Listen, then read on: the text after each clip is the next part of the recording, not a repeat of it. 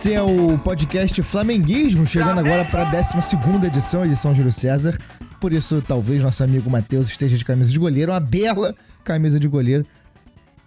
E vamos agora falar de um pouco menos jogos do que falamos da última vez, né? Da última vez a gente veio aqui falar de uma caralhada de jogos, acho que esse é o termo técnico que se usa na academia.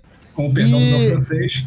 E estamos gravando aqui na sexta-feira, dia 1º de maio, Dia Internacional do Trabalhador. A todos vocês que nos escutam aqui e talvez em outro momento, se tudo der certo, teremos muitas pessoas nos ouvindo de trás para frente, porque vão chegar lá na frente e vão querer ouvir um pouco dessa nossa história. Eu tenho certeza que todos os nossos ouvintes são trabalhadores, então eu queria aqui mandar um forte abraço a todo mundo que faz parte da nossa classe, né? Porque a gente, às vezes, precisa se entender como trabalhador e o trabalho, ele é parte da essência flamenga, né, cara? A torcida do Flamengo é uma torcida de trabalhador, de gente que se esforça pra caralho. Então, assim, se você for na rua, porra, tu vai na praia, tu vai ver o cara vendendo mate com um negocinho do Flamengo. Tu vai na padaria, tu vai ver a tia que faz o cafezinho com uma capinha do celular do Flamengo. Tu vai ver o motoboy com um adesivo do Flamengo. Então, assim, a nossa torcida é uma torcida que trabalha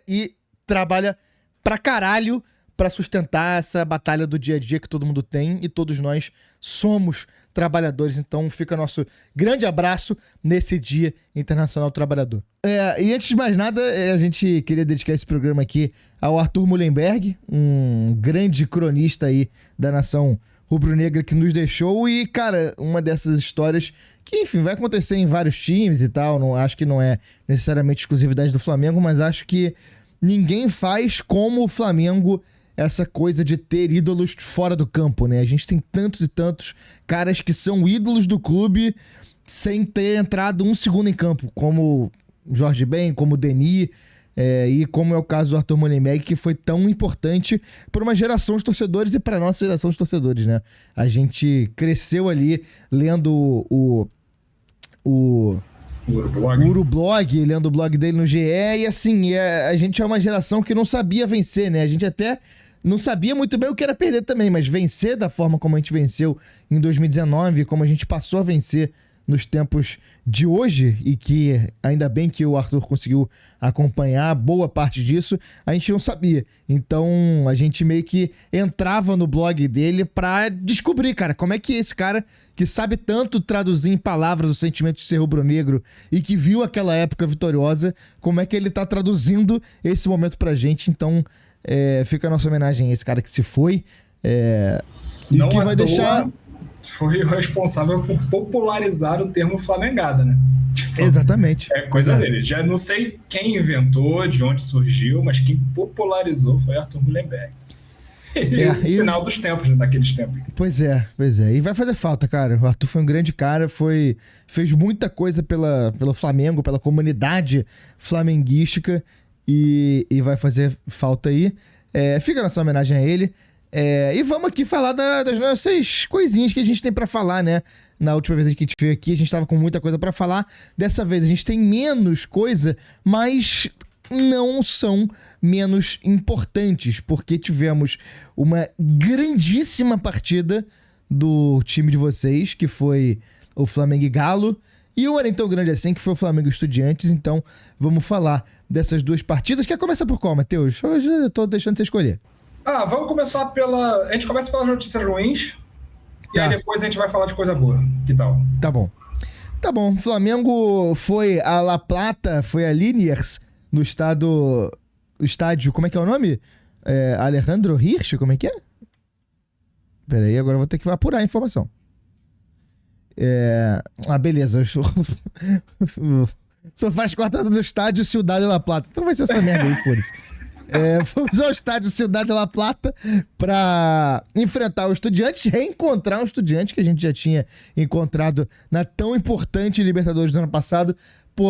Ai, cara, difícil dizer qual partida foi mais tensa, mas eu acho que eu fiquei mais tenso nesse Estudiantes do que contra o Racing, porque contra o Racing, apesar de a gente estar com um a menos na semifinal, né, da Libertadores 2025, a gente tava com um a menos contra o Racing e uma pressão do caralho e tal, mas quando eu vi que o time tava sentindo que ia dar merda, foi contra os Estudiantes, né? E a gente perdeu lá, passou nos pênaltis e conquistou o tetra e volta tão cedo agora a La Plata para enfrentar os Estudiantes, que logo de cara a gente tem a surpresa, né? Que é a escalação de um time misto aí do Leonardo Jardim. Queria te ouvir começar pela escalação para depois a gente entrar no jogo. O que você achou? Eu sei que você não gosta de time misto em Libertadores. Não gosto disso. Eu sei que você detesta. Mas a gente tem um clássico dos milhões aí pela frente, né? Então eu compreendo dar uma mexida no time contra o Estudiantes. A gente já tinha vencido os 2 primeiros confrontos aí do nosso grupo na Libertadores. Tá num caminho muito mais tranquilo do que nossas participações em fases de grupo em temporadas recentes, né? Então eu achei justo dar uma mexida no time, independentemente de ter mexido no time ou não. O Flamengo já tinha time para ganhar, para sair de La Plata com os 3 pontos. Então eu não condeno essas mudanças que o Jardim fez. O time dos Estudiantes bate, viu? Bate pra caralho, né? Cara, é brincadeira. O Flamengo apanhou pra caramba, o que depõe também em favor de ter mexido no time, né? Algo que para mim vale a pena, mas o pior é que a lesão do Arrasca nem foi num lance violento, né? Foi uma fatalidade ali, uma fatalidade, né? a coisa fortuita ali, um lance de jogo mesmo, que acabou deixando o Arrasca fora aí por um tempo. Um tempo longo que provavelmente não vai para a Copa do Mundo, que é muito triste. Então, teve prejuízo mesmo com o resultado não sendo de todo ruim. Teve prejuízo em termos de montagem de elenco, em termos de lesão aí, que foi complicado. O Emerson Royal também tomou uma traulitada no nariz, acho que quebrou o nariz, se eu não me engano. E o Bruno também, né? O Bruno tomou aquela porrada, parece que vai ficar um tempo fora. É isso, né? A gente foi prejudicado pela arbitragem, mas eu acho que a minha grande parada é a seguinte, cara. Eu acho que a gente tem que mesclar o time sempre. Só que eu sou favorável a você ir mesclando aos poucos.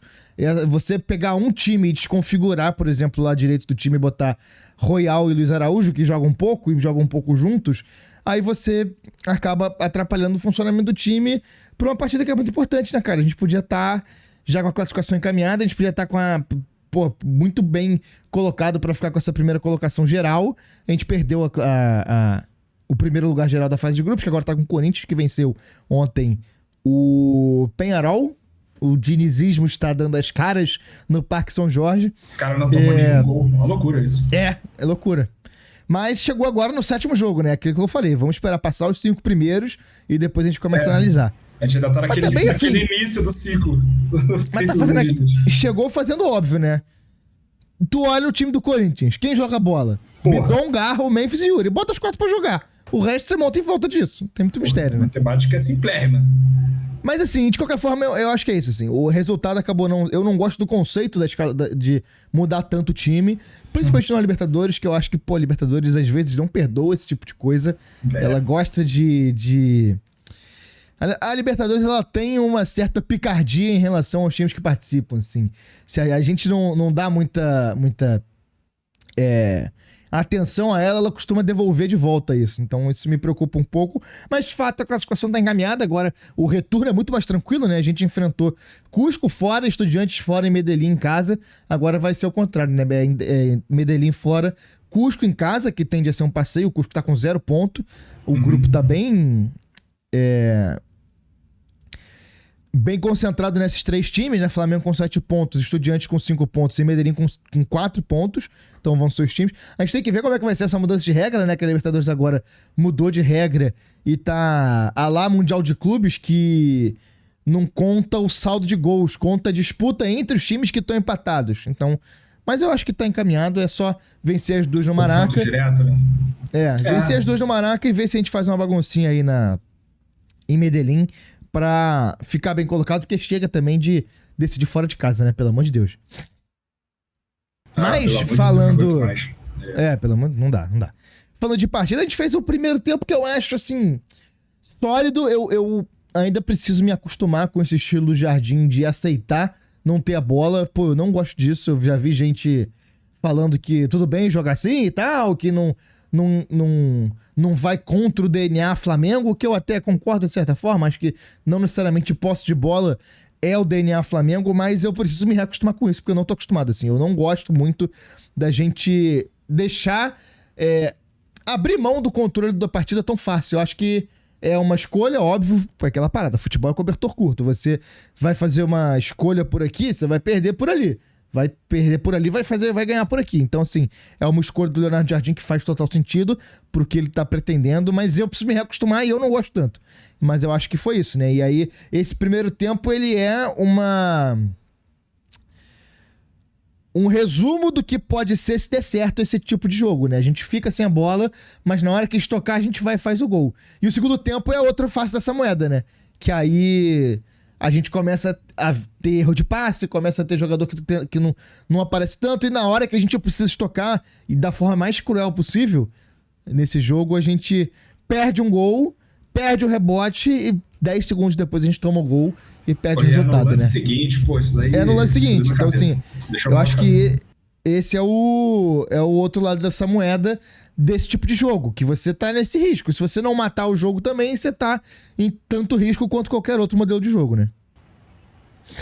Não me incomoda dar a bola para o adversário quando a gente trabalha de uma maneira mais direta, né, o jogo, porque a gente tem jogadores para isso, né? A gente tem jogadores que são muito desequilibrantes, assim, são caras que no 1 contra 1 pelas pontas aparecem muito bem, temos ali homens de frente de comando de ataque que aparecem bem para decidir, mas no momento que o Bruno Henrique teve aquela oportunidade, ali era realmente para sepultar o Estudiantes, estava cara a cara com o goleiro, teve tempo para pensar e tomou a decisão. Eu vi falando que dava tempo dele botar para direita ainda, é verdade, claro, eu não percebi na hora. Ajeita para direita e vai.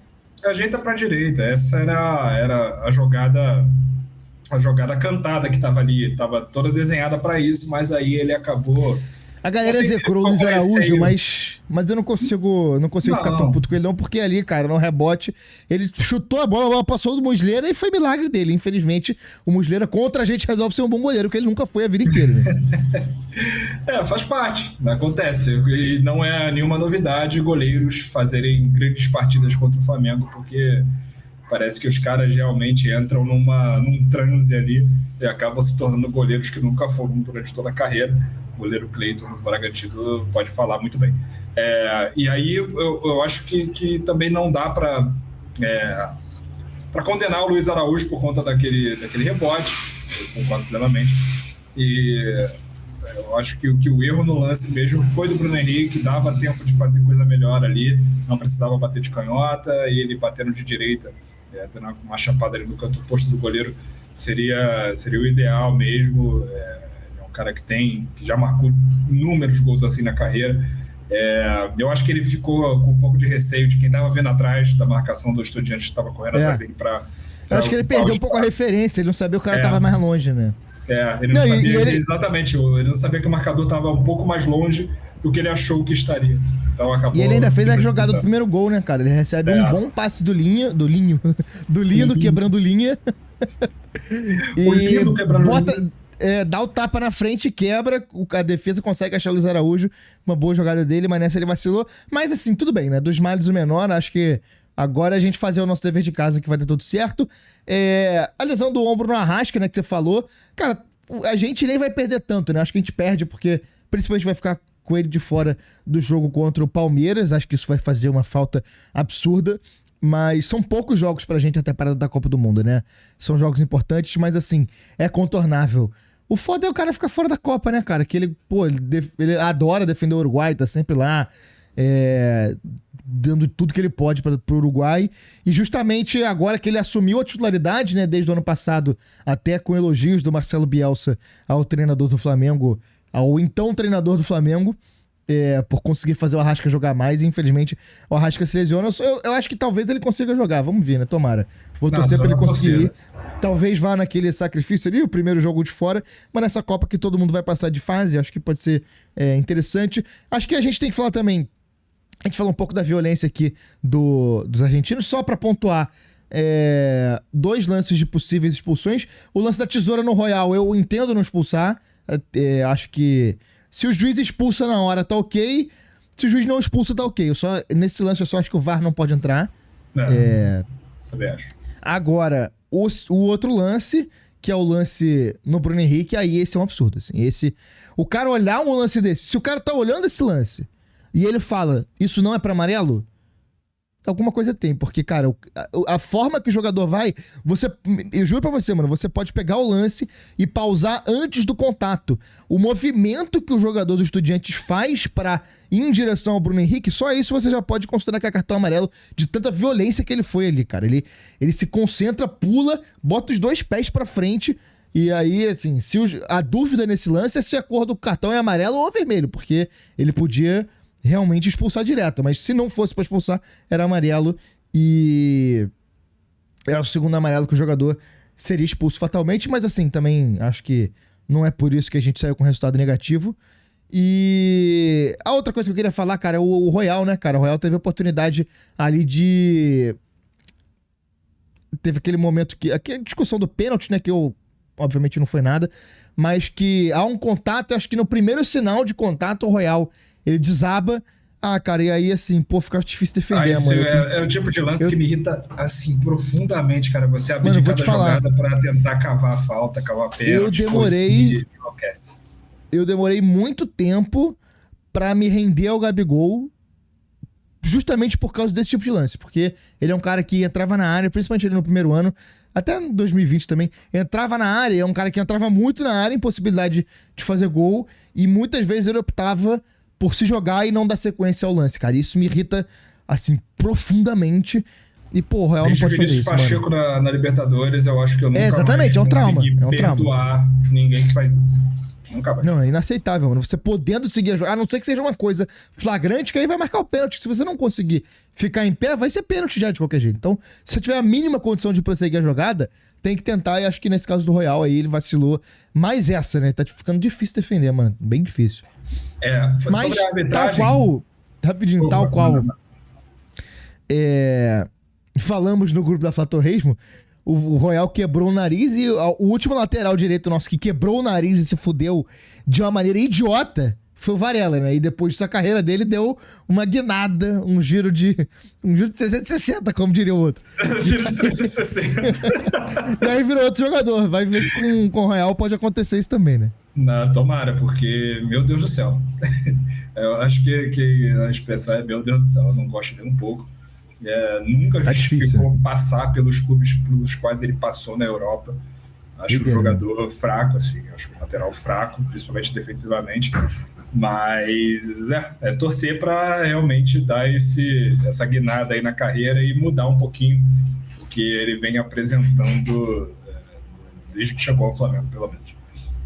Sobre a arbitragem, nessa rodada de Libertadores foi pelo menos o segundo jogo que brasileiros tiveram arbitragens horrorosas. Teve o Esteban Stoic no jogo entre Cruzeiro e Boca Juniors, que foi uma arbitragem uma das piores que eu já vi. E olha que na Libertadores tem arbitragem ruim, tá? Mas essa do Boca e Cruzeiro é uma das mostras como o cara pode não errar uma decisão capital e atrapalhar o jogo mesmo assim. Porque, cara, ele permitiu o Boca bater e acabou com o jogo. O jogo não acontecia, o jogo não fluía. Sim. Tipo assim, o Barreiro, ele teve umas 3 oportunidades, antes de receber o cartão vermelho, ele teve umas 3 oportunidades em que, assim, claramente era para cartão vermelho, pro segundo amarelo, e ele não deu. E aí... E naquele dá não é. Não, pra dar, bizarro. Aí ele vai lá e deu. Doideira. É enlouquecedor. E o Piero Maza no jogo do Flamengo, Estudiantes do Flamengo, outra arbitragem tenebrosa, mas essa errando que, inclusive, passes capitais. Eu sou muito contra essa parada de é um complô, não sei o quê, blá blá blá. Estão todos contra o Flamengo, essa porra, gente, não existe. E se você realmente crê que existe um complô contra o seu time, seja o Flamengo ou não, obviamente aqui todo mundo é Flamengo, mas assim, se você realmente crê nisso, meu irmão, para de assistir, né, pelo amor de Deus. Aí também vai ficar perdendo tempo pra quê? Mas, dito isso posto, a duplinha Piero Maza e o VAR, que eu não lembro o nome, que apitou agora com os Estudiantes, é a mesma que apitou Flamengo e Racing no cilindro, né? Que teve aquela expulsão bastante questionável do Plata. Bastante questionável, assim, muito rigorosa. Assim. No mínimo, questionável. Não, e aí é aquilo, né? O rigor que eles tiveram pra expulsar o Plata... O nome do desgraçado que tava na TVzinha pra... Não. E o rigor que eles tiveram pra expulsar o Plata, eles não tiveram agora pra expulsar o cidadão do Estudiantes que deu uma marretada no Bruno Henrique, né? Juan Lara. Piero Mazza e Juan Lara.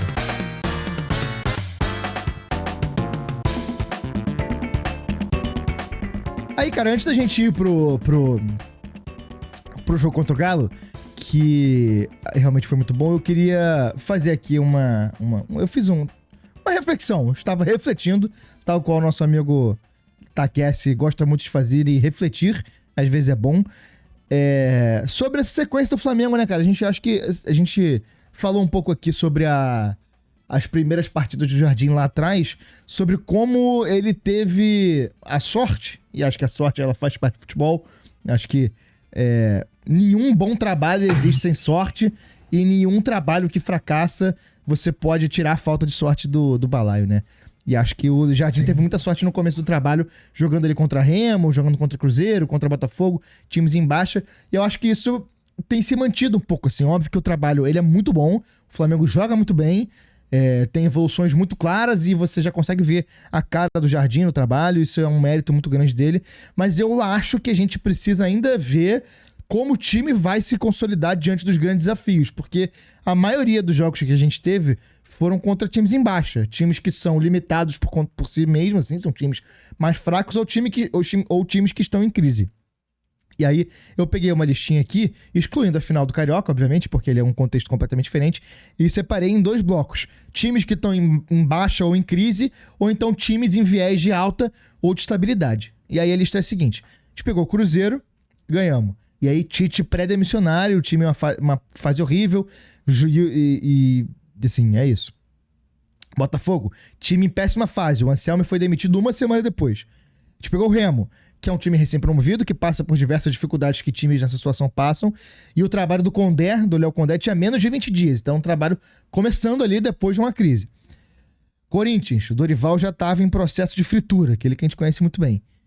Menos de 20 dias depois, demitido. Santos, a gente pegou o trabalho do Cuca ainda mancando ali.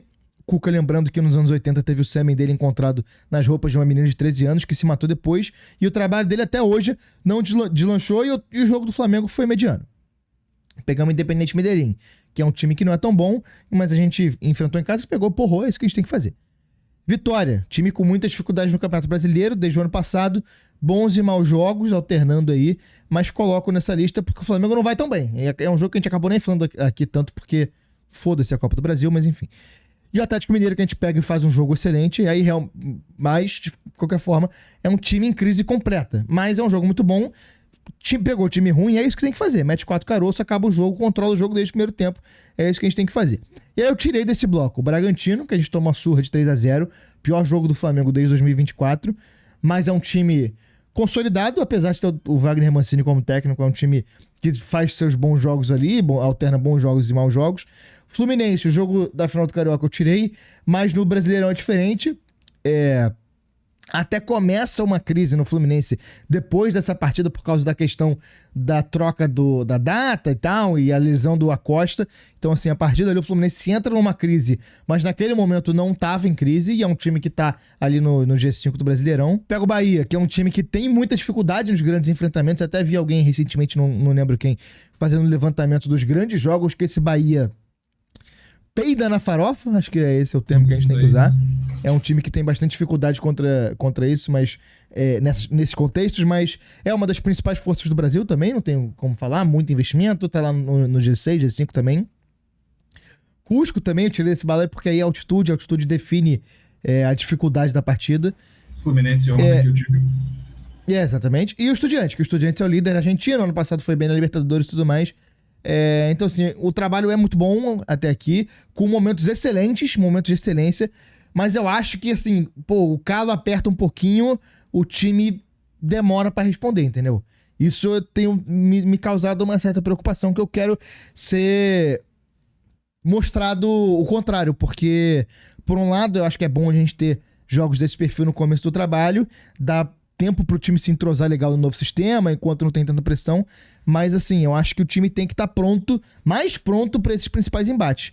Até aqui nos grandes desafios a gente tá meio 50, Cusco bem, Flu bem, Bragantino mal, Estudiantes mediano ali. E agora a sequência daqui pra frente até a Copa do Mundo que a gente vai ter isso que eu tô querendo, que eu tô pedindo, que são times que estão em melhor momento e fora de casa, jogos mais importantes, que a gente vai pegar Vasco, agora domingo, no Maracanã, Medellín fora, Grêmio fora, Vitória fora. Aí são jogos de perfil de dificuldade. Fora também. Não, então, exatamente, isso que eu vou chegar, aí que eu vou chegar.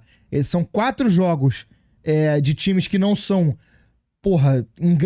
não estão em grande fase ou não tem uma grande coisa pra mostrar, mas é clássico e 3 jogos fora, então já tem essa dificuldade por aí. Beleza, e aí começa o bicho a pegar, porque a gente pega o Atlético Paranaense, lá que é um estádio difícil pra gente, é um estádio que tem sintético, que a gente joga bem, mas ainda assim é um contexto de desafio, e o Atlético tem jogado muito bem esse campeonato, eu ainda não vi tanto jogo assim, mas os resultados são muito bons, e é um time resiliente, consegue virar jogo, consegue virar partida, e tem feito em casa, valeu, Viveiros fazendo gol pra caralho, Mendonça fazendo gol pra caralho, e aí depois disso a gente ainda tem Estudiantes em casa e Palmeiras em casa. E aí, assim, acho que essa sequência de 3 partidas vão ser os testes definitivos do trabalho. E aí, só pra encerrar, depois Cusco em casa, Curitiba fora, pausa pra Copa do Mundo, fecha a conta, passa régua. Curitiba em casa, perdão. E aí, assim, obviamente, cara, quem tá ouvindo aqui, nossos milhões de ouvintes que nos ouvem, isso aqui não é uma tentativa de desmerecer o Leonardo Jardim, mas assim, quero ver, tô curioso pra ver, porque eu acho que a afirmação que o trabalho é bom, ela é verdadeira, assim, o trabalho é bom de fato.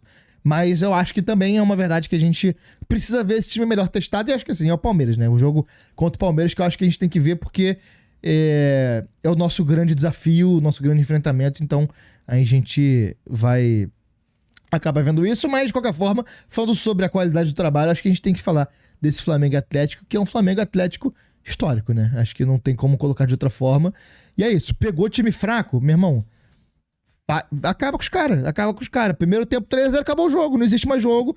E aí depois você vê o que você faz. Aí você consegue descansar o time, rodar, descansar com a bola, né? Que é algo que o Flamengo do Jesus fazia muito e que o Flamengo do Felipe Luiz não conseguiu fazer. Muitas vezes o jogo ficava vivo ali até o final e a gente precisava gastar mais energia do que se o jogo tivesse definido desde o começo. Então acho que esse Flamengo e Atlético, ele é, um manual, assim. Na dúvida, pegou o time em crise, olha ali o que foi esse Flamengo e Atlético, vê como o time jogou, vê como o time conseguiu fazer, porque tá ali tudo, né? Você começar em ritmo alto, não perder as chances que você tem, não deixar os caras jogar, goleiro milagre também, que o Rossi faz. Aí se a gente teve lá em La Plata uma chance de gol que não se converteu e em sequência a gente tomou gol, contra o Atlético foi o contrário, né? A gente tem um escanteio que o Rossi faz o milagre e logo em sequência o Plata faz o gol que praticamente mata o jogo. Ali aquele 2-0 mata o jogo, né? Quero te ouvir dessa partida. Acho que partida brilhante do Flamengo, cara. Eu acho que dá pra gente colocar nesses termos, assim. Todo mundo muito bem, coletivamente, individualmente, tudo dando certo. Eu acho que dá pra gente encaixar na casa do brilhante essa partida. Flamengo e Galo. Flamengo e Galo. Foi um jogo que realmente o Flamengo teve na eficiência a sua principal característica, né? Além de toda a qualidade, um time que jogou muito bem, dominou o Galo dentro do seu plano de jogo, né?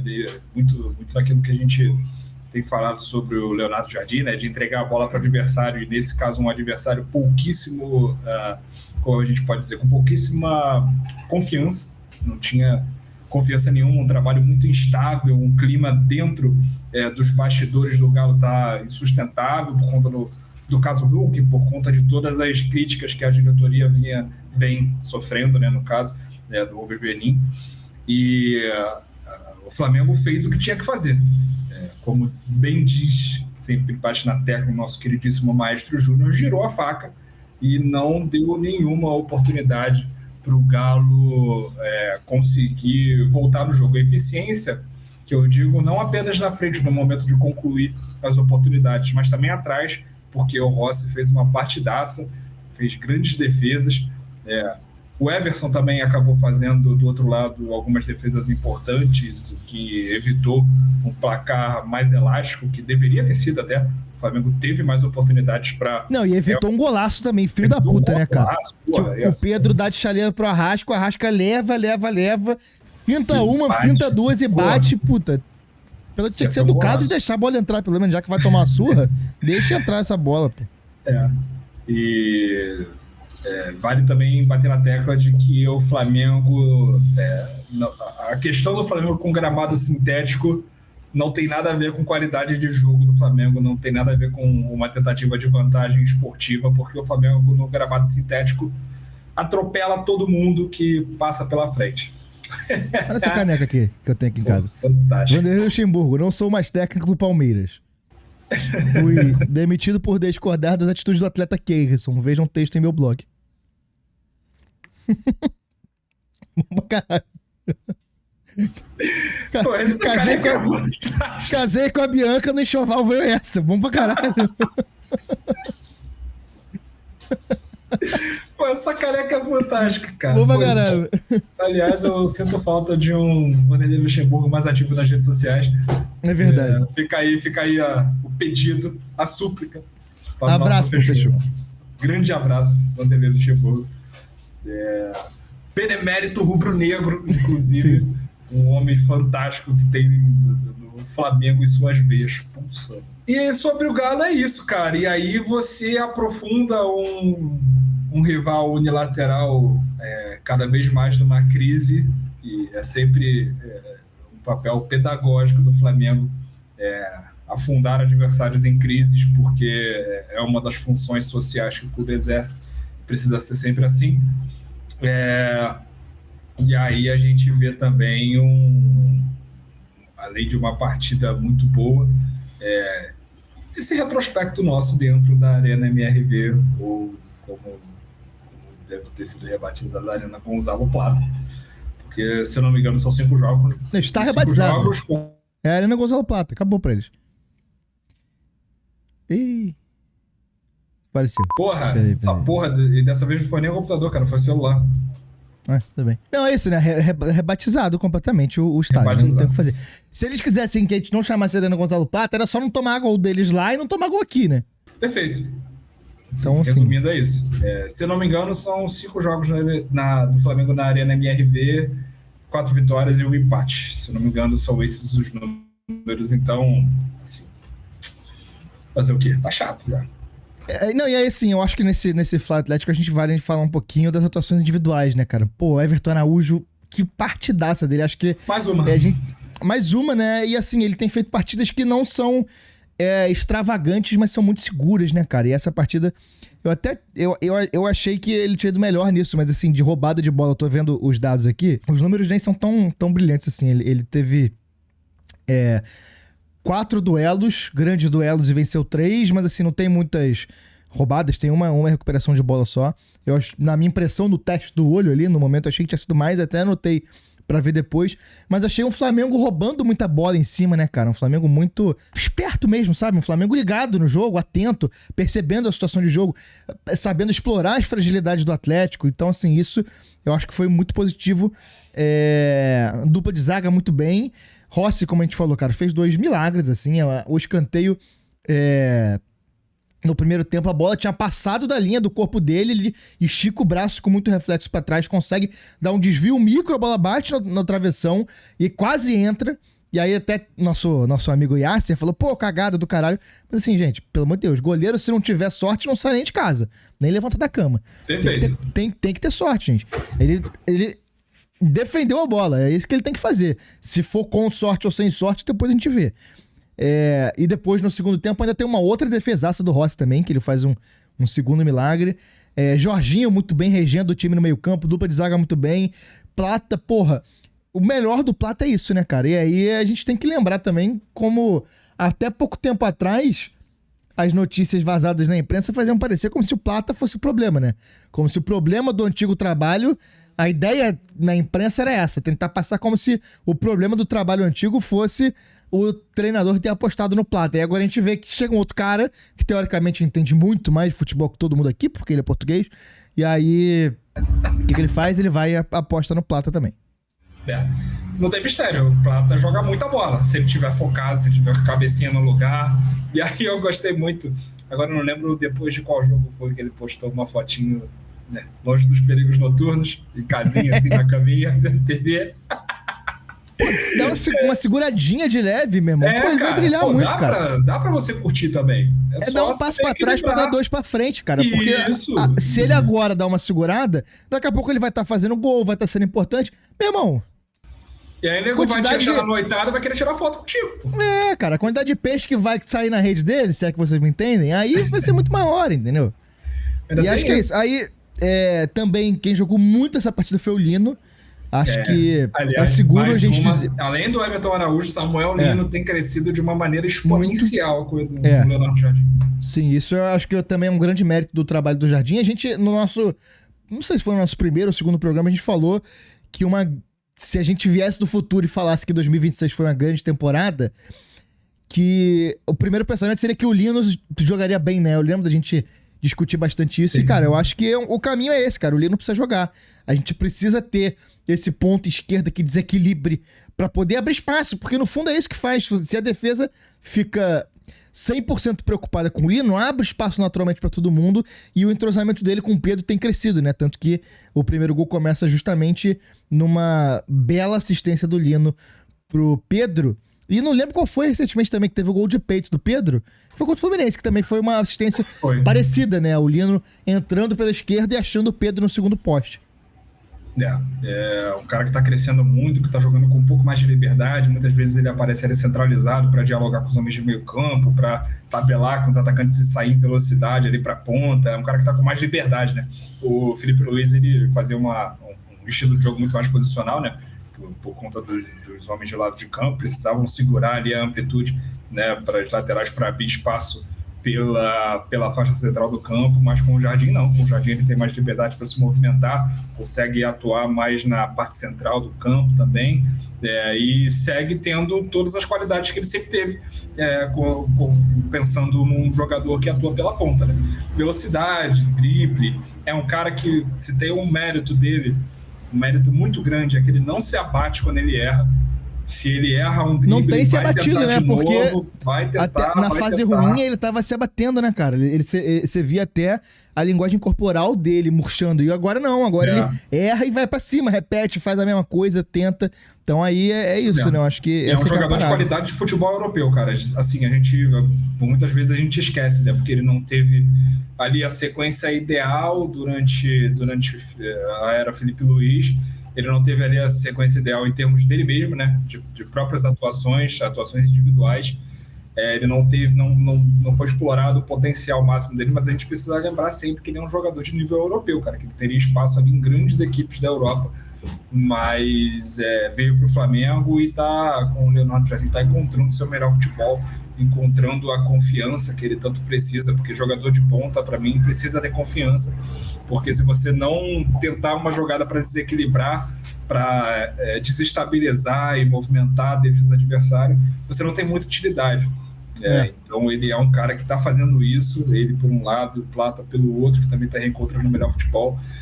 Contra o Galo foi assim, sim, uma atuação exuberante, tanto de um lado. E eu até acho que assim, isso que eu vou falar agora, eu acho que no caso dele não vale mais até pro jogo contra o Estudiantes, mas contra o Galo eu já tinha percebido isso, que eu não achei um jogo inspirado dele, sabe? Essa partida que tudo dá certo. Acho que foi contra o Fluminense, por exemplo. Peraí, deixa eu ver a lista aqui de jogos rapidinho. Teve uma partida, cara, do Lino, eu acho que foi contra o Medellín, mano. Aquela partida que tudo que o maluco faz dá certo, assim. Parece que, é o dia dele, não tem nada que ele vai fazer que vai dar errado.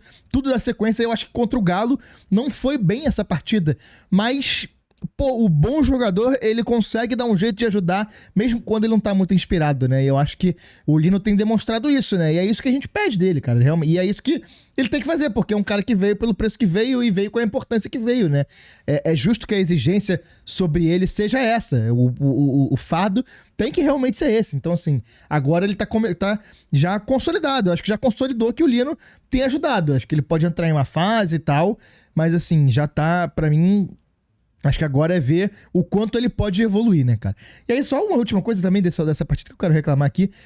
Caralho, cara, quem apitou foi o Rafael Klein. Tipo assim, ele é um árbitro ruim. Beleza. De ponto pacífico. Só que, pra além de ser um árbitro ruim, um árbitro terrível, que trava o jogo, que apita qualquer merda, que não tem critério. Ele é um árbitro confuso.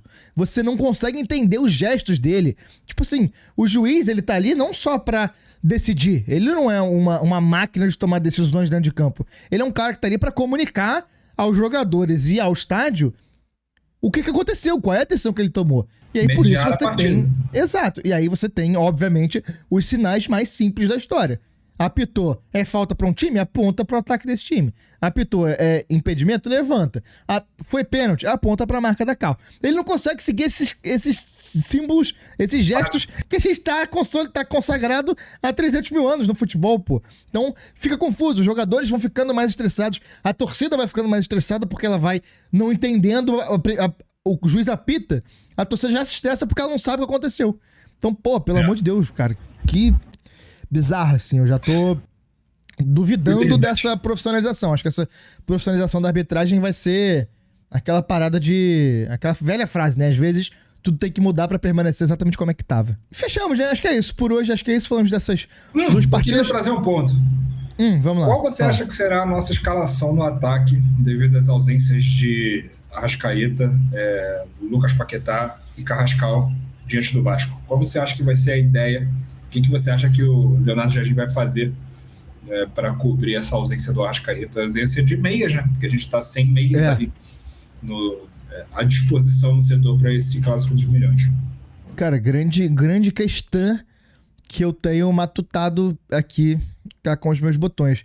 Eu acho que são duas opções meio... Acho que tem duas opções para ele fazer. A não ser que ele invente fazer uma coisa que ele não fez e inove aí nesse início de trabalho. Uma possibilidade é ele ir com Pedro, Lino, Plata e Luiz Araújo, naquele 4-2-4, né? Com Jorginho e Everton Araújo ali na volância. E aí aquela parada, Plata e Luiz Araújo com muita movimentação, os dois tem capacidade de preencher esse espaço ali mais no meio, cada um ao seu estilo, né? O Plata acho que é mais associativo e o Luiz Araújo, gente, pelo amor de Deus, não estou comparando o jogador, estou falando a função que ele faz, é meio a la Rafinha no Barcelona, sabe? Esse cara que vem pelo meio e vem entrando como um meio atacante mesmo, sabe? Acho que é uma coisa que vários técnicos... Né? Exato, o Felipe Luiz tentava fazer muito isso e acho que o Jardim vê ele como um cara capaz de fazer isso. Acho que isso é uma possibilidade. A outra possibilidade é ele fechar um pouco mais o meio, botar Jorginho, Saul e Everton Araújo e liberar os 3 pontos, liberar o Plata e o Lino pra circular mais e o Saul chegar, fazer uma meia direita ali, caindo pra uma posição de 10 ali. Eu vejo essas duas possibilidades. Acho que eu, se fosse escolher, escolheria o Saul, porque eu prefiro sempre o meio campo. Pra mim, o futebol é dos meio-campistas. Acho que tem que ser por aí o caminho. E é foda, né, pô? A gente machuca o Paquetá que poderia fazer. O Carrascal suspenso aí nesse exagero do STJD. E agora a lesão do Arrasca. Realmente complica. Mas eu acho que é isso, né? E o que eu faria é a primeira opção, mas eu acho que o Jardim vai botar o que eu faria a segunda opção. Perdão. O que eu faria a segunda opção, mas eu acho que o que vai acontecer de fato é a primeira, porque... Também acho que vai entrar o Plata. A defesa do Vasco, ela não tá segura, então eu acho que você pesar essa última linha, ainda mais com uma zaga que é ali, provavelmente Robert Renan e tal, uma zaga que não tá tão... que tem muita dificuldade com isso, eu acho que você pesar essa última linha pode ser um pensamento pra isso, né? Mas vamos ver, né? Tem que ganhar. Outra opção também é o que ele fez contra o Vitória, né? Que foi usar Pedro e Bruno Henrique ali como uma dupla de ataque, fazendo um 4-4-2. Pode ser? É outra opção também. A gente vai ter que ver aí. Mas eu tô contigo. Eu iria também de Saul, ali fortalecendo o meio campo, né? Fazendo uma trinca de meio campo com o Everton Araújo e o Jorginho. Eu acho que a gente ganha muito em pegada, ganha muito também nas achadas, né? Porque Jorginho e Saul são dois caras bons de passe. A gente encontrar tanto o Luiz Araújo pela direita quanto o Samuel Lino pela esquerda. Samuel Lino. Tanto o Samuel Lino pela esquerda quanto o Plata pela direita, encontrando ali os corredores para explorar os espaços que vão deixar ali o Vasco, com certeza. Então, eu tô contigo. Eu acho que eu iria de Saúl também. Perfeitamente. Com isso a gente encerra nosso podcast Flamenguismos. devo publicar nessa sexta, que é quando gravamos. E vamos abrir aqui nosso lavar roupa suja aqui. A gente tem esse Flamengo e Vasco domingo. E o jogo contra o Medellín é só na quinta. Acho que a gente podia tentar fazer o pós-Flamengo e Vasco, né? A gente grava segunda ou terça. E aí depois a gente faz um falando de Medellín e Grêmio junto na outra semana. O que você acha? É isso. Pra mim tá perfeito. Show. Vamos tentar. Não prometemos nada. Vocês sabem que se a gente não aparecer, é porque não era pra aparecer mesmo. Porque as agendas... Se precisar, a gente aparece. É isso. A gente é igual o Batman. Exatamente. Igual o Mágico é foda, né? Igual o Gerard. Com isso a gente chega ao fim da 12ª edição do Flamenguismos. Queria mandar um beijo na boca dos nossos ouvintes. Muita gente tem falado com a gente. Não, mentira, muita gente não. Quem veio falar comigo que tá ouvindo? O Thales Said, irmão de Acer. B. Mendonça falou também que tem ouvido. Thiago Mengo tem ouvido. Então um beijo pra vocês. Quem quiser também beijo, avisa que a gente fala, que a gente manda.